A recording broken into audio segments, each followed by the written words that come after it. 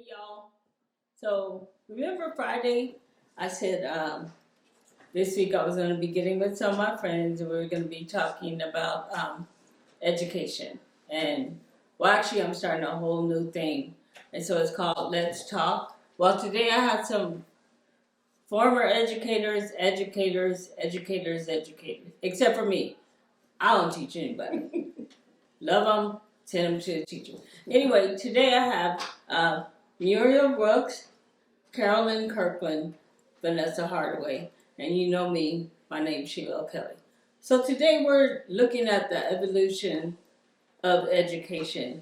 We actually just mentioned Little House on the Prairie and the Walton, and how Olivia and Grandma and Caroline would fix the kids' lunch and put it in that little thing, and they would walk off to school. One room schoolhouse. Not these years. Not these years. So this is what we just want to talk about: the changes, the good, the bad, the ugly, the better than most. And if you have any comments, and we know you do, please leave them in there. We'll get with you later.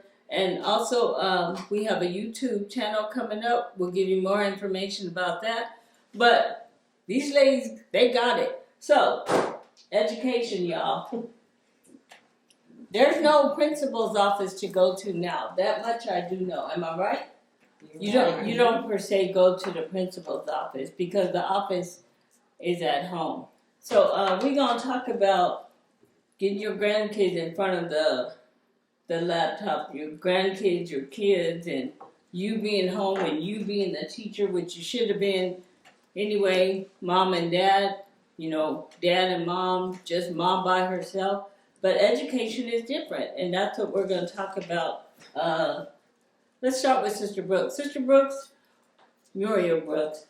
We go to the same church, that's why I might call them the scriptural name. But anyway, Miss Brooks, she formerly taught at Fort Bragg, correct?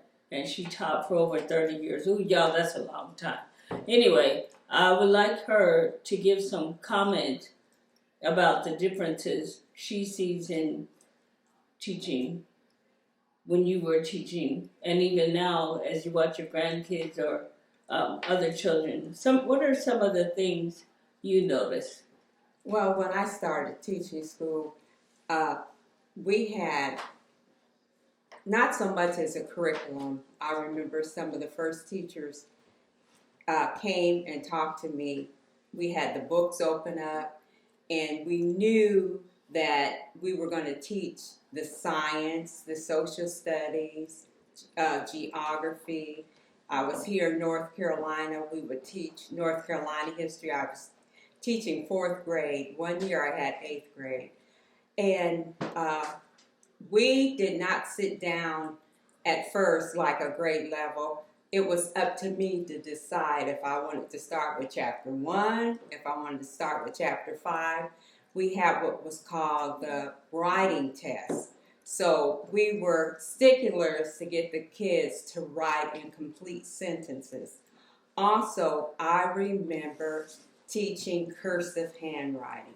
I love teaching cursive handwriting, and I would start with writing in the air. Some children couldn't do it there. I got clay that they could do it with their fingers, and it was about an hour. We would walk around. I would walk around to make sure each child could connect the letters, write the letters.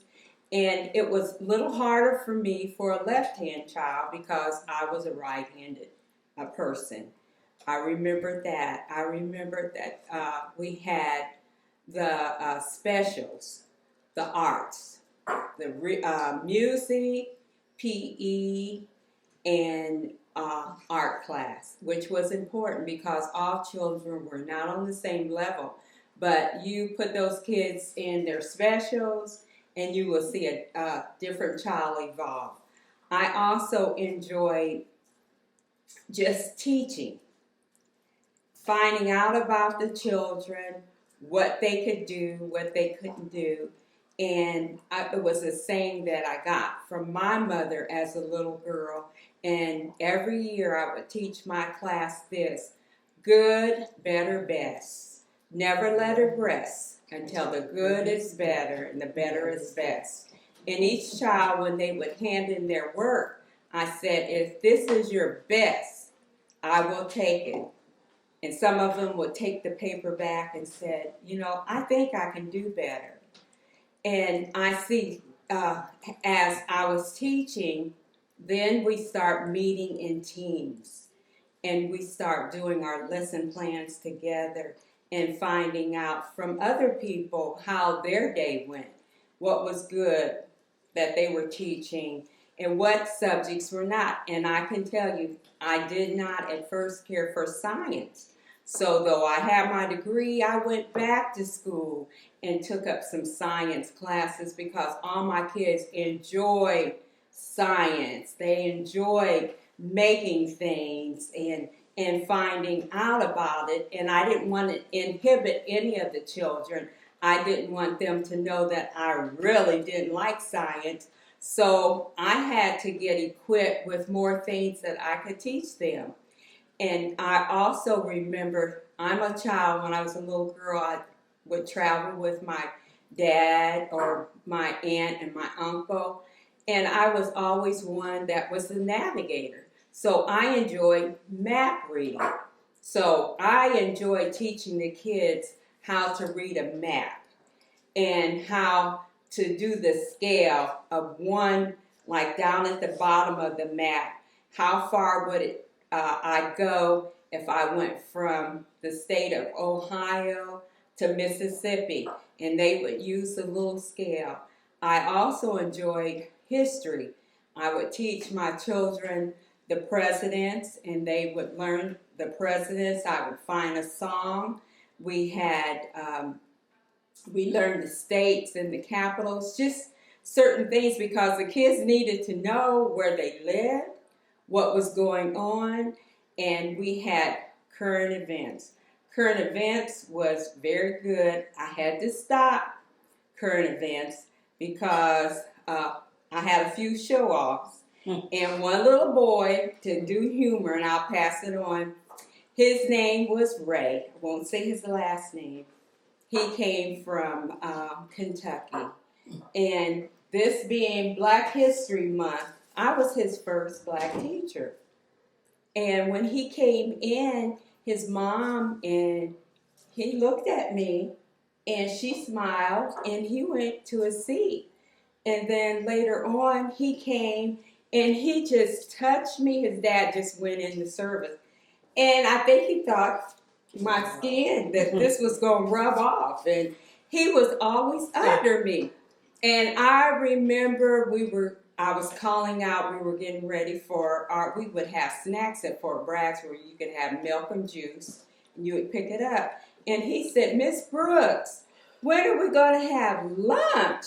And I said, it's about an hour and a half. And he said, we're going to have some sandwiches. And I said, kids start laughing.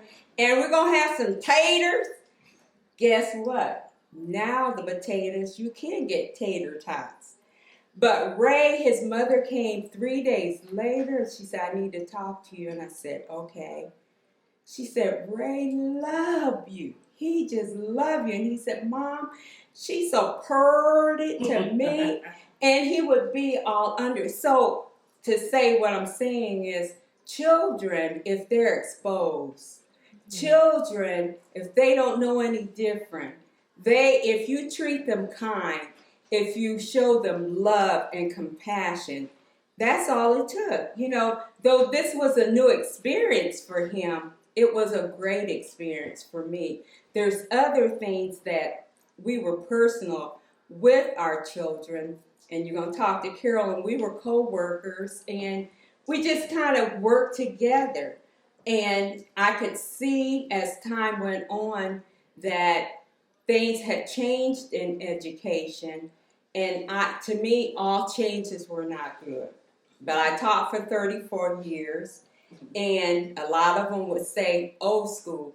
But old school was good school because I learned each of my parents, beginning of the year, I would spend a week with parents during my lunch, just coming in and let's talk about it. Let me find out about your child, what they like, what they don't like. And it was my responsibility to make it a good year for that child. And I worked with the parents. I didn't have a parent that I could not work with. We had differences of opinion, but I said, give me your child. Let me help your child. And as my 34 years was coming to a close, I saw a lot of difference because I saw younger parents, and some of the younger parents did not have parenting skills. So I had to be a model for them. I saw how people were talking to one another, and I was sit down and talk to some of the parents, and I enjoyed that. And now it's on the screen. It is totally, totally different. And I'm going to hand it to Carol, and I'll come back again.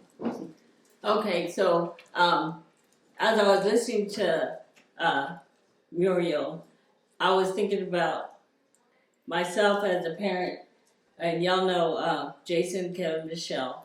When she talked about current events, my teaching would be Entertainment Tonight. I'm not being funny. I don't know no current. I don't know any. That's proper English, correct? I don't, not double negative. Okay, y'all think I didn't pay attention? I paid attention. Okay, my current events would be y'all sit down, watch Entertainment Tonight. My local history, open the newspaper.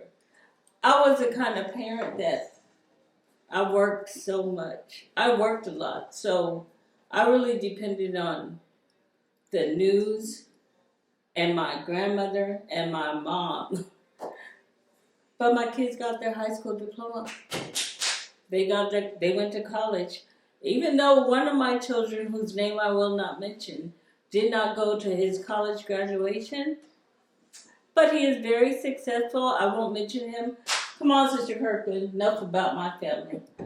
Carolyn Kirkland, former educator, grandmother, teacher, you name it. Come on. Okay, I'd like to share my first experience in teaching. I started out teaching overseas in Pattonville, Germany. And the experience over there was quite different. I was first a very young teacher, and I was also, I called it, as I do today, chocolate chip.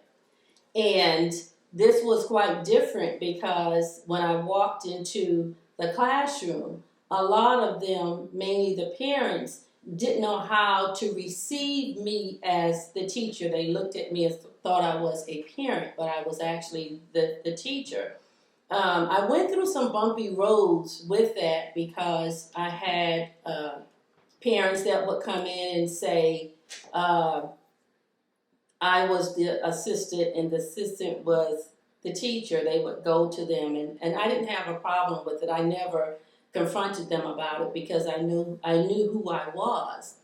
So once that we established that, I taught a couple of years over there, and it was quite different from when I came to the States. It was totally different. I was in a classroom with 35 children, fifth graders. We were in a brand new school, as they would consider, because we had elevators and everything. But we came together as a team to process the lessons, the lesson plans. And I don't know if some of your parents may remember, we had those, I forgot that machine, you would put the liquid in and make the copies. What was it called, Miss Brooks? The ditto, I think it was a ditto machine. So I came from that area, I don't think you know anything about it. We would make that, put the liquid in and make the copies.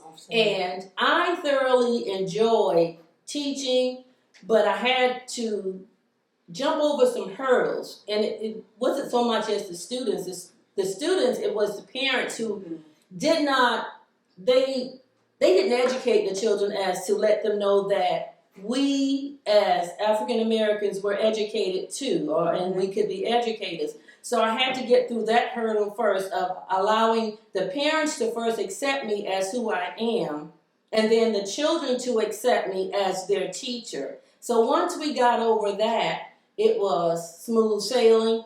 I'll share one incident with you. I was, my second year of teaching, I was expecting. And when I returned after the summer, of course, you get a little bit large. And we were all to come to the gym, and then the principal would have his clipboard and he would call out the names to the children. Well, when it was my turn, Miss Kirkland stepped forward, I stepped forward. He began to call the names off of the children that were to be a part of my class. And he got to this one child, and I will never forget it as long as I live. His name was Lewis Batson. When he called Lewis' name as to be a student in my class, Lewis jumped up, started crying, took his hat off his head, threw it on the floor, and he said he did not want to be in my class because I was mean. And so Lewis is crying and I'm crying. My emotions are all over the place. So they're taking Lewis out one door and they're taking me out the other door. And they're trying to explain to him that I'm not mean, I'm just firm. So I had a reputation of being firm but loving.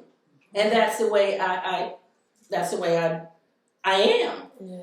But in the end, I'm going to tell you that Lewis Batson was one of my greatest students. He came to love me because he did not understand the color of my skin. And I had to explain to him that it wasn't a choice that I made, that I was born this way. And I even took some alcohol and a pad and I rubbed it and none of the color came off. So we had to go through, as with Miss Brooks, we had to go through a season where we had to educate our children because they came in with that influence from their parent as we are not equipped to teach them. So that was my first experience. So after a couple of years teaching there, I was the best teacher, so I thought, and my students made me feel that way.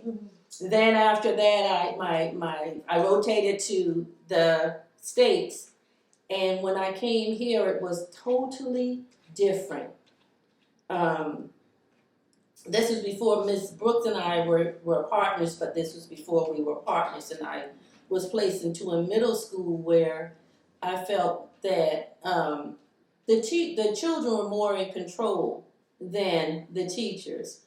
That wasn't going to work for me. So if you walked into my door, the first thing I would have on my door would be the words love, patience, understanding.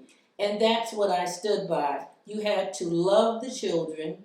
You had to have patience because they're coming from all different walks of life. They're coming from different environments, and you had to have understanding. You had to understand them. That means you had to take time with each individual child because there are no two children alike.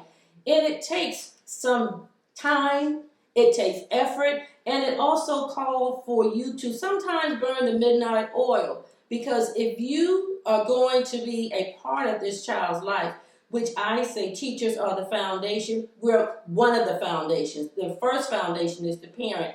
The parent are their first teachers. And I had to let them know that I would ask, my first question would be, who was your child's first teacher? And they would begin to think and try to reminisce on first grade, kindergarten, preschool, nursery school.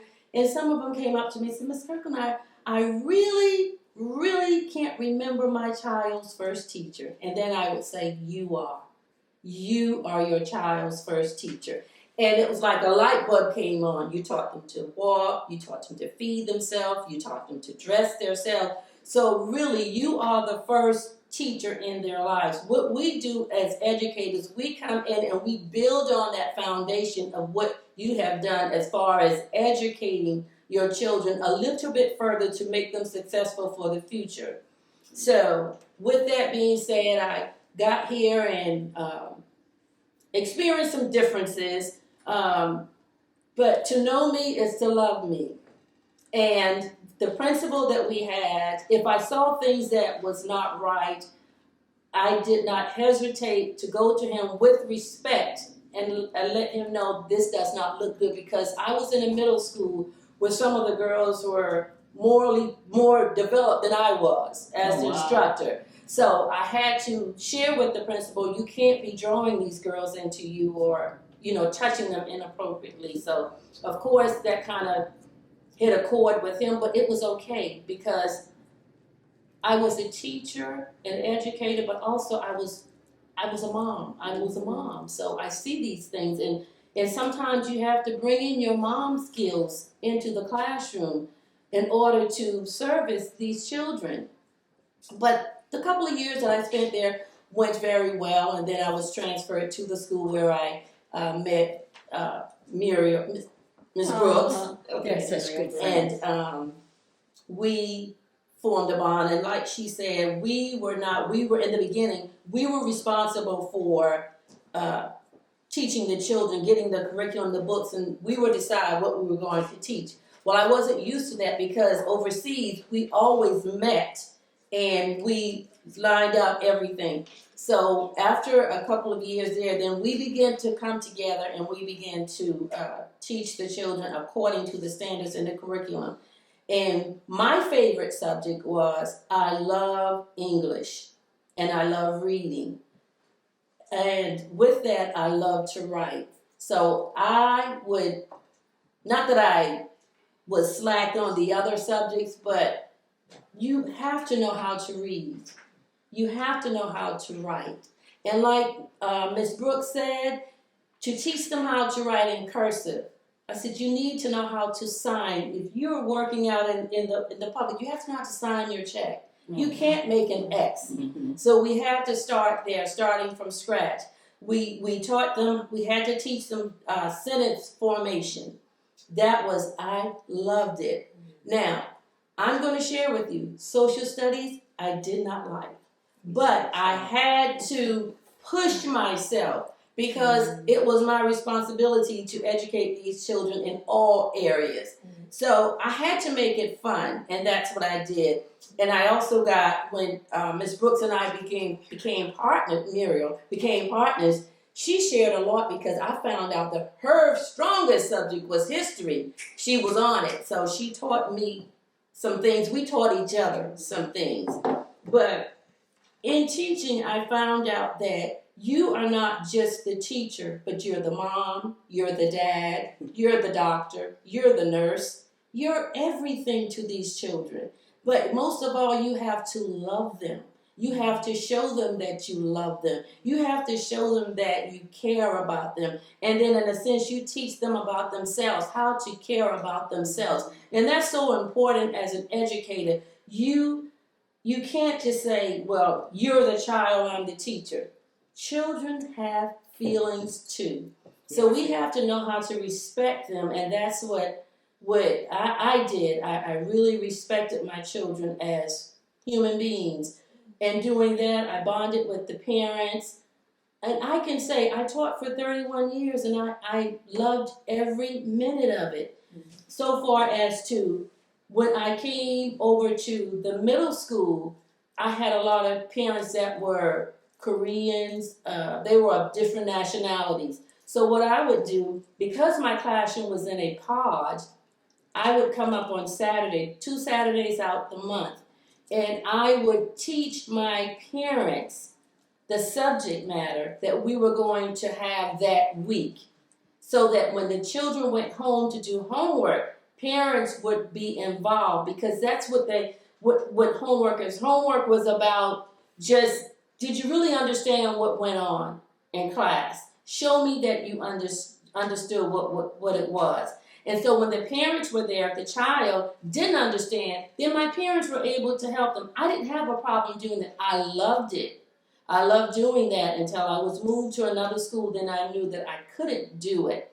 But if I had to do all over again, I would still be an educator. But I knew when my time was up. And my time was up 7 years ago, and I made my exodus. And I don't regret anything that I have done. I am now involved in the virtual school. I'm That's going a to whole- pass that. That's a too. whole nother Miss subject. Hardaway. That's a whole nother. Okay. You heard her say 7 years? 7 years ago she left. You didn't hear her say she's trying to go back. No. So anyway, thank y'all for coming in and thank you for your comments. And as you comment, I'll probably get to them later. Girl, boys, men, women, dogs, cats.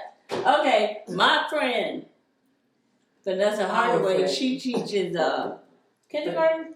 Kindergarten. Ooh, the Lord is worthy. Okay, you heard from Muriel Brooks, who taught for 34? 34 years on Fort Bragg. No, The last place. the last place, right? Last I was place. overseas as well. Yeah, my last was Oh, Fort you Bragg too. Yes. Okay, you were overseas? You didn't say that. This one said it. How long did you teach? 31 years. And this one right here, no introduction needed. She teaches at Benjamin Martin. No, Lake Rim. You know what? Let her introduce. Every year I get the name of the school wrong. I apologize, Cumberland County. She's with y'all. Okay, come on, tell her. Tell them. Well, my story, I'm honored to sit at the table with such esteemed educators. My story is that I come from a family of educators. My grandmother told me, I think round about when I was in high school or so, a story about a man that told her that it was a man that had come by to visit with her and my grandfather, and he told my grandmother that she was going to have a family of preachers and teachers. Wow. And so as I grew up in that, being a pastor's daughter, my father was a high school history teacher, football coach. That's how he started. And then my uncle, he's deceased now, but my uncle was a basketball coach and a gym teacher in elementary school. My aunt was a biology teacher in high school. And so I come from a family of preachers and teachers now. Currently, I'm an educator. I teach kindergarten, as Sheila said, and I'm a teacher. Anyway, and I so, just don't know the school. and, I just don't know the school. my sister, my only sibling, my sister was a fourth grade teacher until she got married and went home to be a full-time mommy. Then my uncle's children, his 1, 2, 3 daughters are all educators in the school system back home in Tennessee, where I'm from. My cousin, I had a cousin who was a music teacher in Alabama. So truly, it was the truth. Yes. Now, my story starts out when I was young. I started out babysitting other people's children. That's who we all, because somebody may have a story where they started out as a babysitter. And then from babysitting, then I worked at the local YMCA. I started out as a child in the youth program. Then the director of the program hired me to work in the program, working in after-school care, summer camp, and I did that for years until I left working for the YMCA and then went to school. And while I was in school, believe it or not, I remember being 8 years old and having a dream that I was a school teacher and that I came home from work one day and I told my husband about my day at school. So for a long time, I was just excited about getting a husband. How about that? I didn't focus on the teacher part. But anyway, moving on. And so then, right. But I didn't focus on the part about being a teacher until this is my story, is that when it came time for me to decide what I wanted to major in school, I used to watch the show Who's the Boss? And I always said I wanted to be Angela Bauer. I was rich and I had a housekeeper. And that's what I wanted. I knew I could talk to people, so why not have my own business? I currently do have a business degree. I worked in banking for 5 years. And I remember the day sitting at the bank counting other people's money when the light came on. This is not what you're built to do. And so I started going back through that process of what is it. And just as the Lord would have it, a door open for me. I became a juvenile probation officer for the juvenile court system back home in Tennessee, working with young people in the court system. Prior to that, even when I was in college, I worked for the state of Tennessee doing youth camps for drug and alcohol-free Tennessee. So I was on the advisory board for those camps. And what we would do was we would bring children in, high school students into a college campus for a week, train them on how to go back into their schools, and train other young people on how to stay drug-free and alcohol-free. So I did those.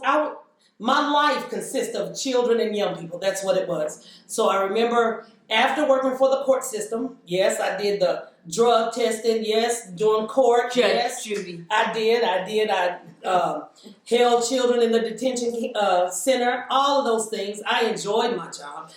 It just gave me a different vantage point of seeing a child. So I saw the other side, but it was beneficial for what I do now. And so after that, the door opened for me to go back to school, did my studies, and certified in elementary education. So I've been working in the school system now. I've been working in education for about 20 plus years. Started out as a teacher's assistant, and then went on to be a 6th grade teacher. 6th grade, my first year ever, in a little country school. I'll never forget it. Don't regret it at all. It was a K-8 school. Then went into kindergarten, taught kindergarten for some years, and then 4th grade. And then I left the state of Tennessee, and I now reside here in Carolina, where I currently am a kindergarten teacher. And so I've been with, You come full circle. I have. I've done it all. I worked in a high school. I was a teacher's assistant in a high school and elementary school. So I've been with young people a long time. She knows y'all. I know them well. I don't mean to brag, but it's the truth. That's what I do. And so now currently, I'm not retired. I've tried to file retirement papers every year, and it's just I just don't have time. But I've tried it, and currently I'm right now in this virtual school experience. Isn't it an experience? Yes, it is.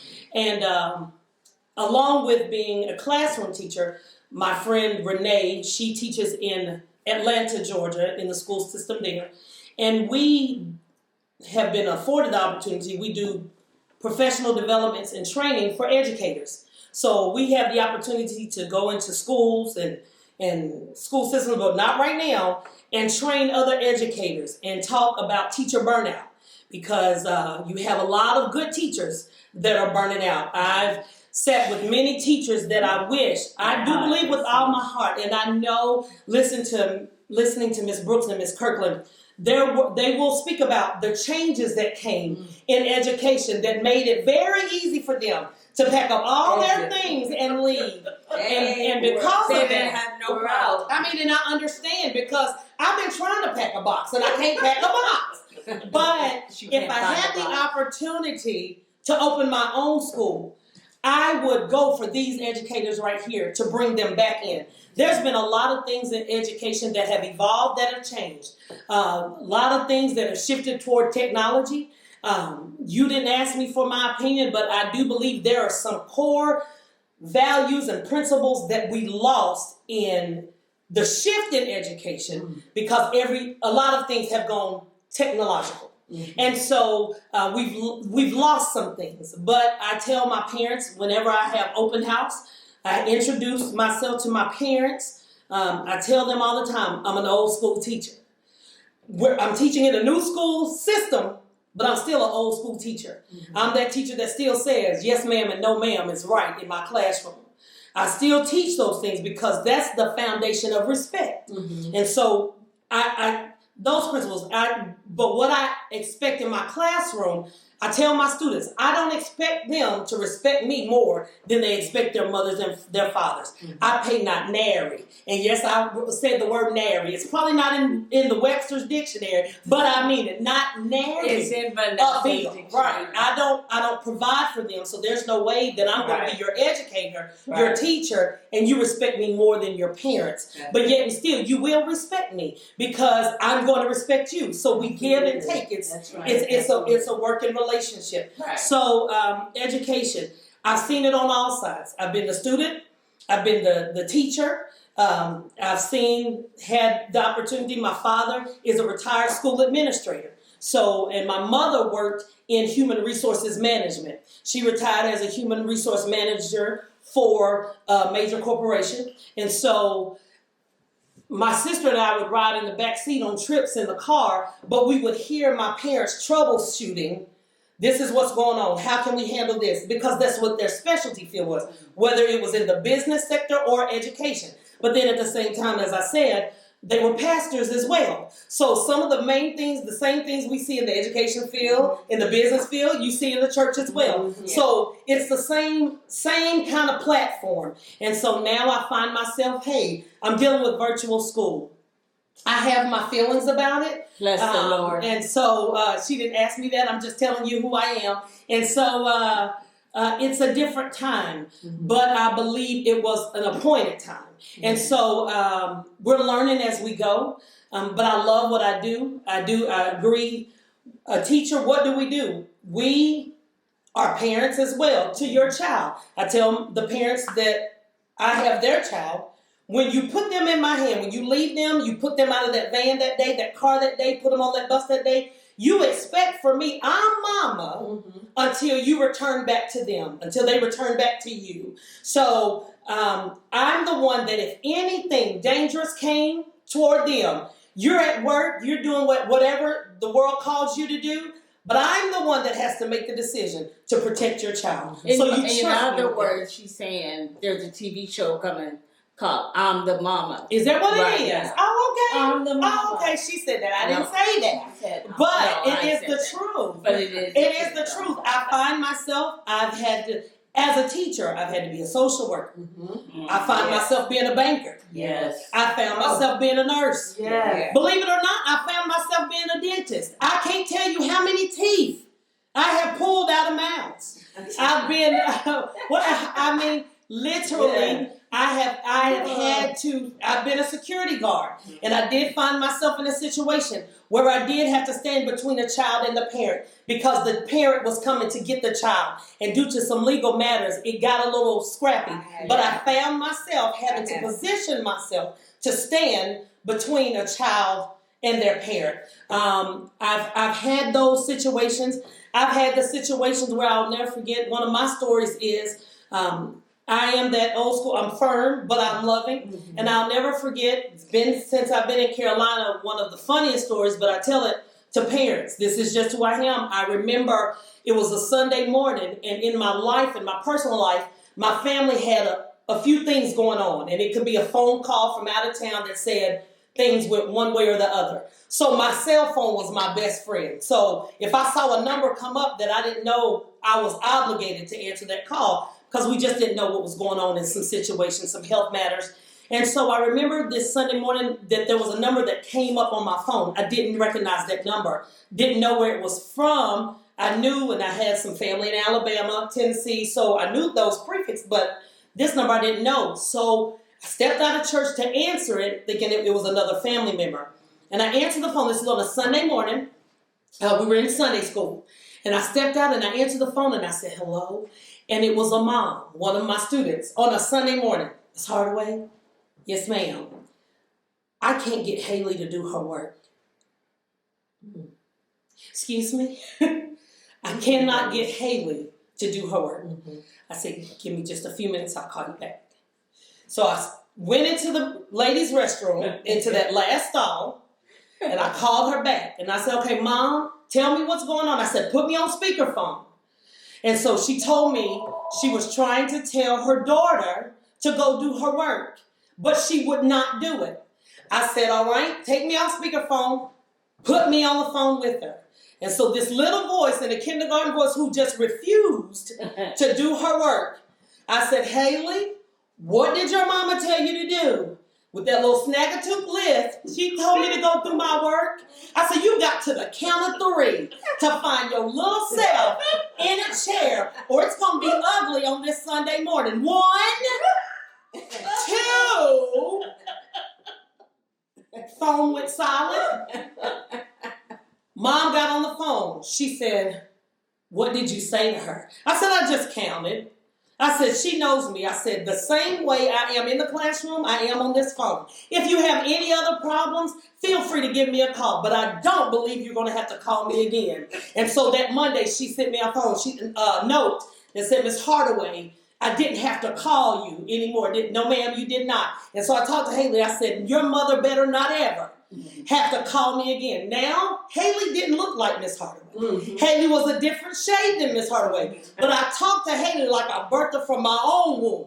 And that's what been my principle. I come into education, but my children know I'm your mama when your mama's not around. Mm-hmm. I'm your daddy when your daddy's not around. Wow. If anything came to hurt you or harm you, I've got to step in and protect you like I birthed you myself. Mm-hmm. And so I'm going to teach you under that same stance. I had one other mom that called me one day after school and said, Miss Hardaway, I cannot get my son in kindergarten to sit down and do his homework. Mm-hmm. I said, text me your address. The little boy didn't know I was coming.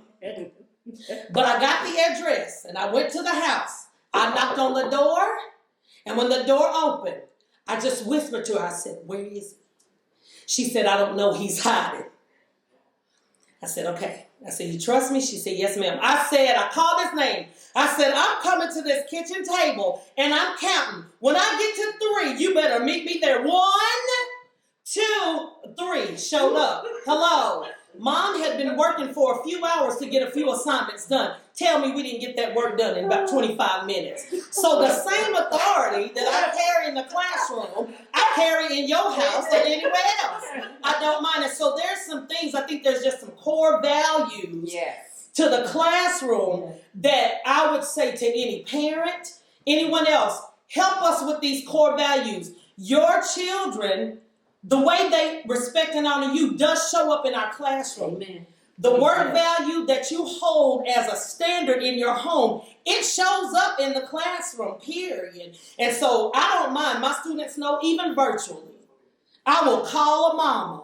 I will call a daddy in the other room. My mother has this phrase, don't make me make a believer out of it. Mm-hmm. If she ever had to make a believer out of us, we knew she meant business. And I tell my students the same thing. I will make a believer out of you. You will understand Miss Hardaway does not play with children. And I think even virtually right now, I have said that phrase so many times that a parent for Christmas gave me a coffee mug and had engraved on it, Miss Hardaway don't play with children. I'm just telling you, it's my mom. I don't play with children. Why? Because I've had to stand with children before a judge.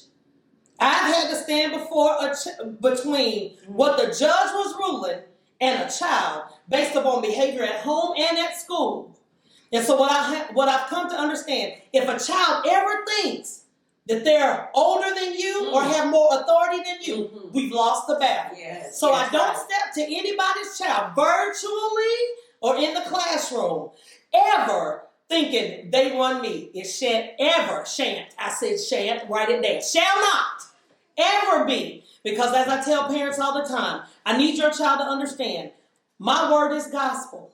If it came down to a gunman being in a school, when I say get down and be quiet, I need them to respect me when I say it the first time. If the building is on fire and I tell them line up, I don't need them to question my authority when the building is on fire. I need them to know when I say line up, let's move. Right. Because guess what? Their ability to follow directions from even a stranger will save their life.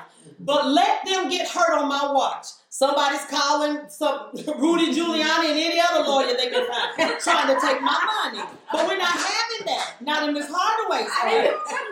You understand what I'm saying? I do. And so that.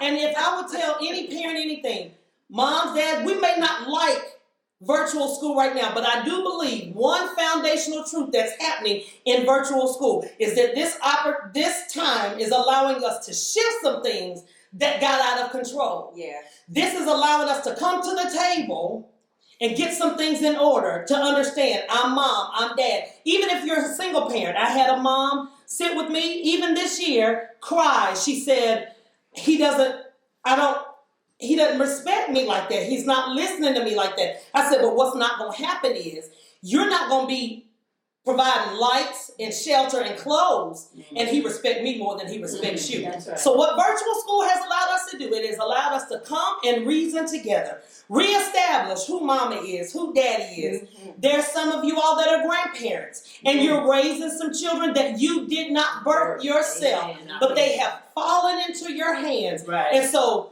I believe it. I'm grateful for my grandparents that I had. And they raised us on those core values of yes, ma'am, and no, ma'am. Present yourself well. You respect and honor.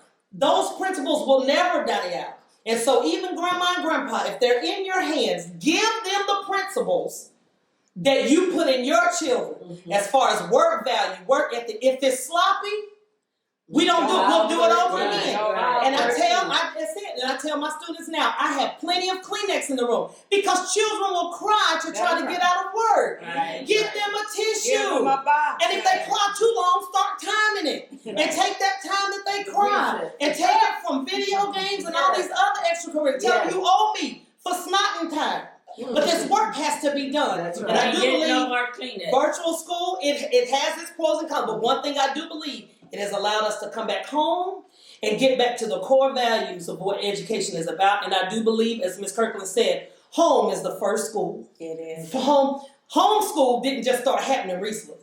Homeschool has been since the beginning of time. That's right. Amen. Homeschool is not a new principle. It's been since the beginning of time. So I believe that this time is allowing us to readjust and revamp some things. Is virtual school perfect? No, it's not.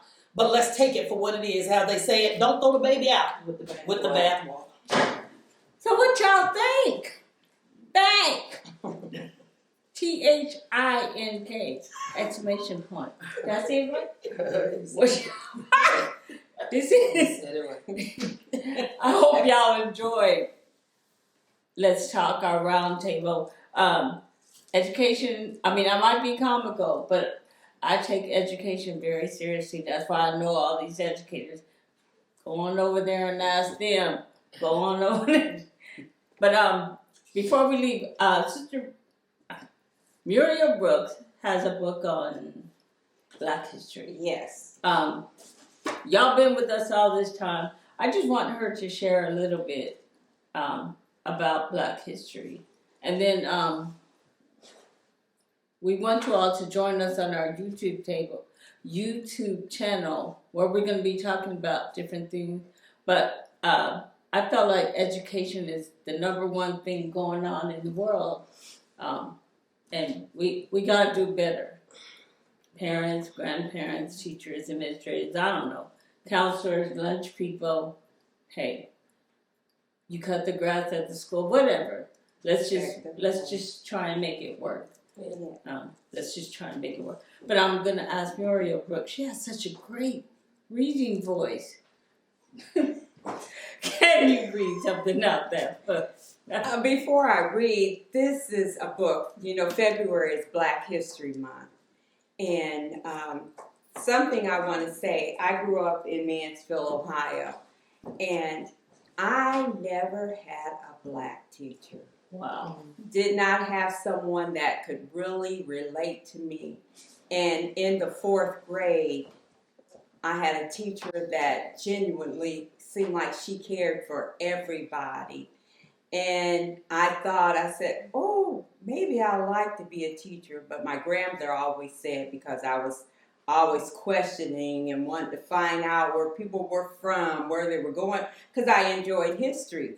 She said, you're going to be a lawyer. Oh.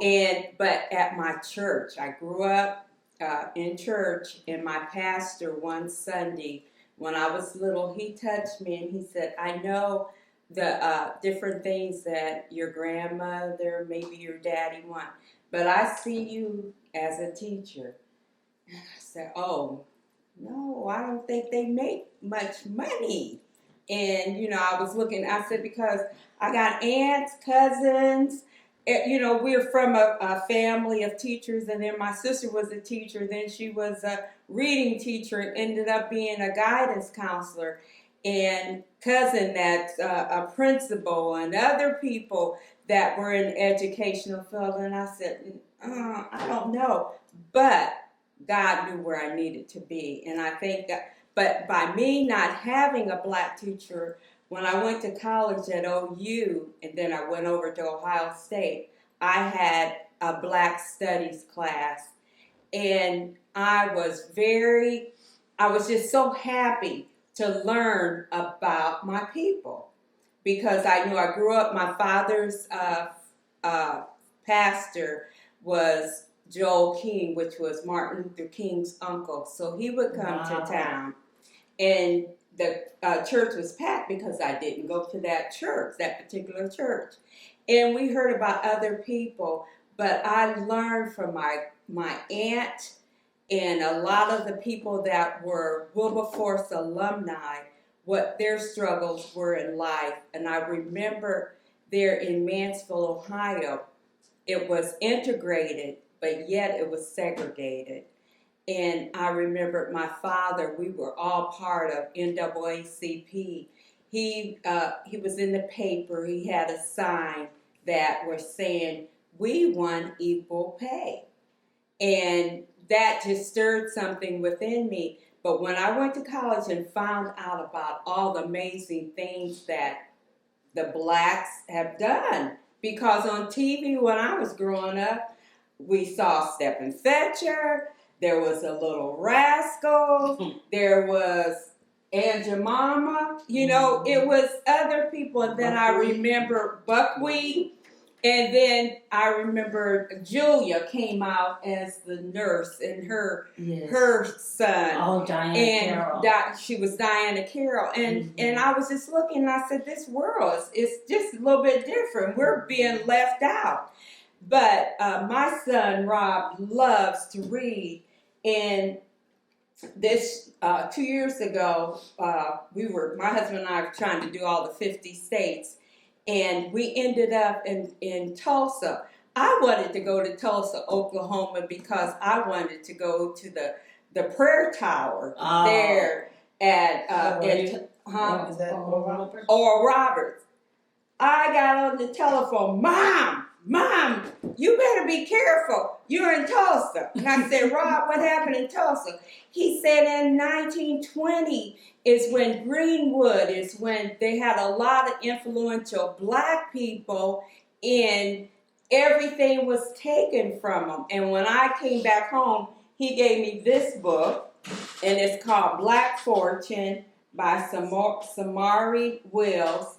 And it's the story of the first 6 African Americans who escaped slavery and became millionaires. Wow. And a couple of the people is called the First Millionaire, King Cotton, Robert Reed Church in the Civil War, the near lynching of a millionaire. The millionaires, the people didn't want them to have the money. The Black Cleopatra, Black Wall Street rises, the trial of Hannah Ellis, the Black Millionaire Legacy, and we know about the hair, can't think of her, Black Bob and Jim Crow, and Madam C.J. Walker. Yeah. All of those. And this is a good book. If you would pick it up, it's called Black Fortune. And you see here that this car that they're in, they look like millionaires here. Their stories and how they settled and how some of the money was taken from them because these people could read. Some of them came out of Africa. They weren't dumb. They weren't stupid. They were put into a land that they knew nothing about, a land that did not speak their language, a land that would belong to someone else, to me, because this land belonged to the Indians. And I found out as a little girl, I used to like cowboys and Indians, and every time someone pushing the Indians off of their land, and it was their land. Mm-hmm. And so this book, I really love it and would love others to read it. Not trying to put anybody down, but this is history. And this is Black History Month. So get out and find out. But in school, Carolyn and I, we just didn't teach Black History in February. Every month. I did culture diversity in September and October. It was for the Indians. We found out everything, let the kids know, because we taught kids of every nationality. And when there was an Indian that was inventor, we'd bring that up. When there was a Black that was an inventor, we wanted the kids to feel comfortable knowing if they could do it, I can do it. I grew up not knowing these precious things, and they were during my time. But thank God for the books and the exposure. Well, y'all better know. That's what she said. You ain't got no excuse. Okay, we are finished.